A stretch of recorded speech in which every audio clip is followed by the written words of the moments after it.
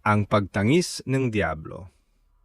Taong simbahan, tila puting tupa, lumuluhod, nagaantanda, dumadalangin at nagluluwalhati. Papuri sa Diyos ang lagi niyang sambit. Si Nano at Nova ay mag-asawang naninirahan sa isang papaunlad na syudad sa probinsya ng Laguna.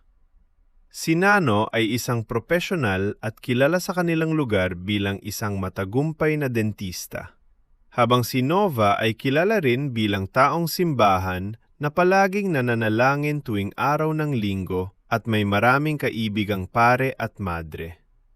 Ngunit sa kabila ng kanilang tagumpay at katanyagan, may nakatagong pagbabalat kayo.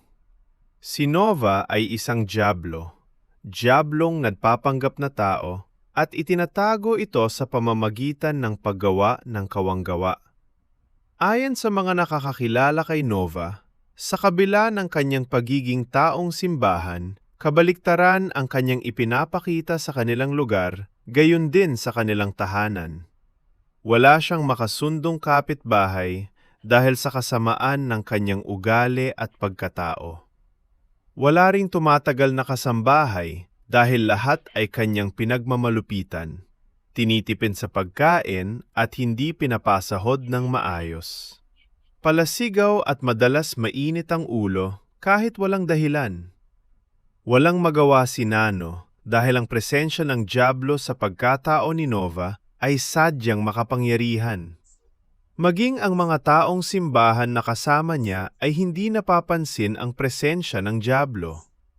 Isang araw, muling nakahanap ng pagkakataon ang Diablo upang maghasik ng kasamaan. Nais bilhin ng isang mayamang negosyante ang kanilang lupain sa Karatigbayan, ngunit nakatayo sa isang bahagi nito ang isang tahanang 60 taon ng may naninirahan. Ito ay maliit na parte ng kanilang lupain na ipinagbili pa ng mga magulang ni Nano sa mga magulang ng kasalukuyang naninirahan. Sa kanilang paghaharap, tumangis ang Diablo.